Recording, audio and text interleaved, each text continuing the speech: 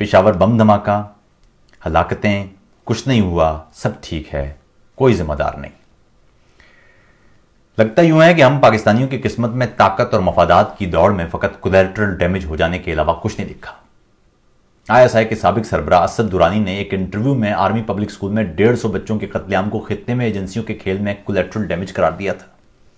اسد درانی نے بعد میں بھارتی خفیہ ادارے را کے ایک سابق سربراہ کے ساتھ مل کر ایک کتاب بھی تحریر فرمائی تھی۔ اس کتاب میں تفصیل سے دونوں خفیہ اداروں کے سربراہان نے اپنے اپنے ادارے کے کرتوت اور عام انسانوں کے قتل سے جڑی اپنی اپنی کارروائیوں کے راز افشا کیے تھے۔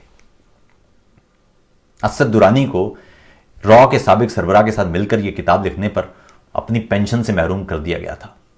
خیر سنتے ہیں کہ اب وہ پینشن بھی بحال ہو چکی ہے۔ ایک اور موقع پر لندن میں ان اداروں کے سابق سربراہان نے ایک دوسرے کو جپھی ڈال کر اپنے اپنے ادارے کے کرتوت کی داد بھی دی تھی۔ ہماری بدقسمتی دیکھیے کہ اگر ریل گاڑی کا حادثہ ہو تو قوم کو معلوم ہے کہ کس سے استعفے کا مطالبہ کرنا ہے۔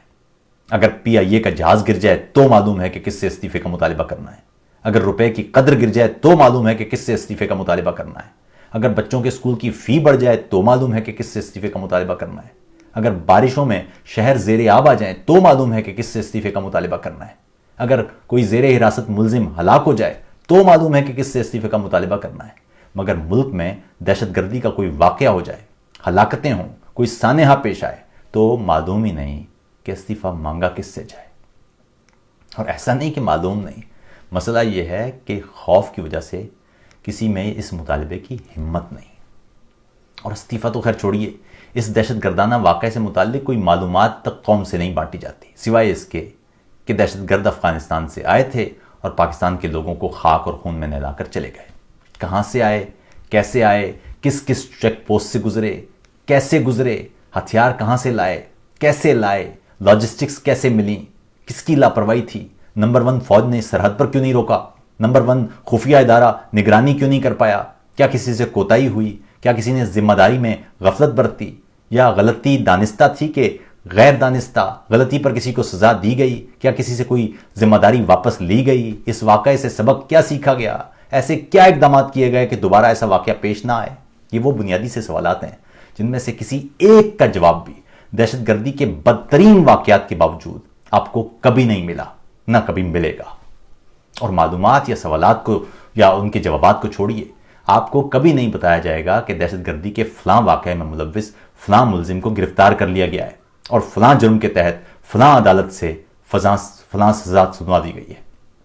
آپ پشاور میں ایک مدرسے میں ہوئے دھماکے میں کئی بچے آج اس دنیا سے رخصت ہو گئے اور کئی زخمی ہوئے، بالکل ویسے ہی جیسے اسی شہر میں آرمی پبلک اسکول کے ہمارے بچوں کو ان کے خون سے نہلایا گیا تھا، بالکل ویسے ہی جیسے اس ملک میں درجنوں مساجد، درجنوں درگاہیں، خانقاہیں، بازار، چوک، چوراہے، اسکول خون میں نہلائے گئے، بالکل ویسے ہی جیسے کوئٹہ میں ہزارہ سے لے کر پولیس اکیڈمی سے لے کر عدالتوں تک خون میں نہلائے گئے، بالکل ویسے ہی جیسے سندھ میں 7 تک کو خون سے نہلایا گیا، بالکل ویسے ہی جیسے پنجاب میں داتا دربار تک کو خون میں نہلایا گیا، بالکل ویسے ہی جیسے کراچی سے اسکردو تک اور مظفر آباد سے گوادر تک شہریوں اور شہروں پر بارود پھینک کر خون سے نہلایا گیا۔ ہر بار دہشت گرد افغانستان سے آتے رہے اور ہمیں لہو لہان کرتے رہے۔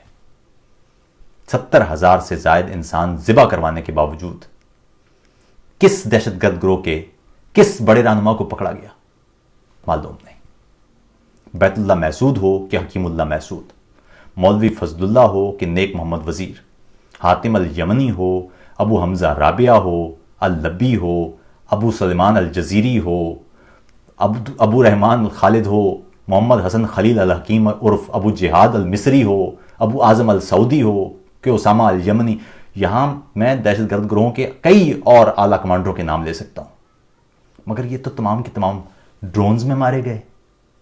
ہمارے پاس 70,000 انسانوں کو مروانے کے بعد 2 ٹرافیاں ہیں، کلبھوشن اور احسان اللہ احسان، اور ان میں سے ایک ٹرافی یعنی احسان اللہ احسان اپنے بیوی بچوں کے ساتھ نہایت آسانی سے فوج کی حراست والی عمارت سے نکل کر، اس علاقے سے نکل کر، اس ملک سے نکل کر بین الاقوامی سرحد عبور کر کے اب کہیں اور بیٹھا ہے اور تبصروں میں فوج سے کیے گئے عہد و پیمان دکھا کر ہمارے شہروں اور شہریوں کو لہو لہان کرنے پر ہنس رہا ہے۔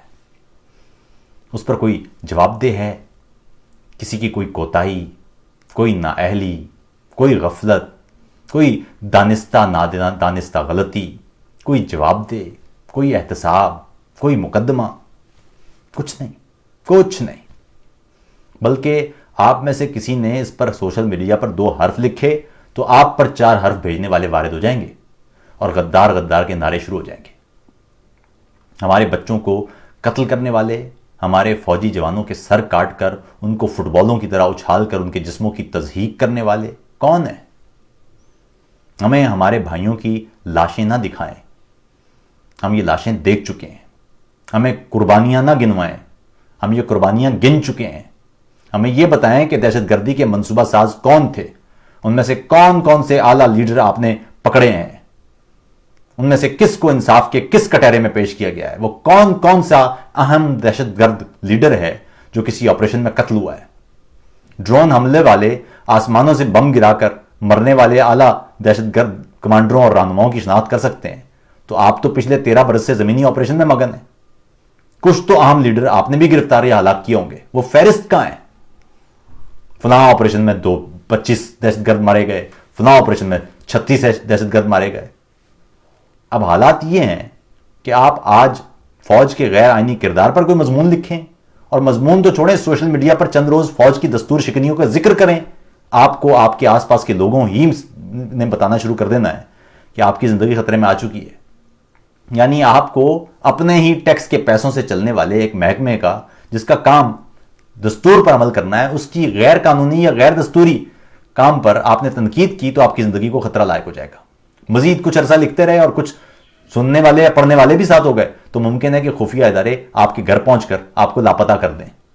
اب کالی وگو یہ ہمارے معاشرے میں محاورہ بن چکا ہے۔ کوئی بھی دستور کی بالادستی کی بات کرے تو ساتھ میں موجود کوئی شخص کہے گا کہ دھیان کرو کالی ویگو گاڑی پہنچ رہی ہوگی۔ کیا یہ کسی ملک میں کسی ریاستی ادارے کا تشخص ہوتا ہے؟ یہ تشخص تو کسی مافیا یا جرائم پیشہ گروہ کا ہوتا ہے۔ دنیا بھر میں دہشت گردوں کو سیکیورٹی اداروں کا خوف ہوتا ہے اور عوام سڑکوں پر سینہ تان کر چلتے ہیں۔ ہمارے ہاں عوام کو سیکیورٹی اداروں کا خوف ہوتا ہے اور دہشت گرد سینہ تان کے چلتے ہیں۔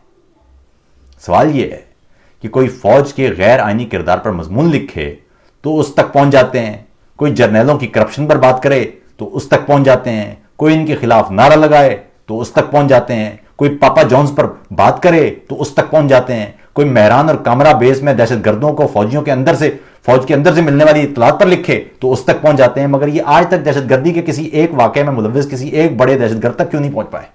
یہ وہ سوال ہے جو پوچھا جانا چاہیے۔ بات یہ ہے کہ جب خفیہ ادارے اور فوج دہشت گردوں اور شرپسندوں کی جاسوسی اور ان پر نگاہ رکھنے کی بجائے صوبائی حکومتیں الٹا رہے ہوں تاکہ سینٹ کے انتخابات جیتے جا سکیں، جب فیض آباد میں دھرنے کروا کر حکومت گرانے میں مصروف ہوں اور اس شرپسندی میں ملوث لوگوں میں پیسے تقسیم کریں، جب خفیہ اداروں کو تمام تر ان کی توجہ سیاستدانوں پر ان کی فائلیں بنانے میں لگی ہو، جب جاسوس ادارے فوج پر تنقید کرنے والے بلاگرز کی جاسوسی پر توانائی خرچ کر رہے ہوں اور سوشل میڈیا کے لیے ٹرولز بھرتی کر کے گندے ٹرینڈز بنانے میں اس غریب ملک کے دفاع کے لیے دیے گئے وسائل لگائے جائیں، تو مدرسے، سکول، چوک، بازار اور سرحدیں کیسے محفوظ ہوں؟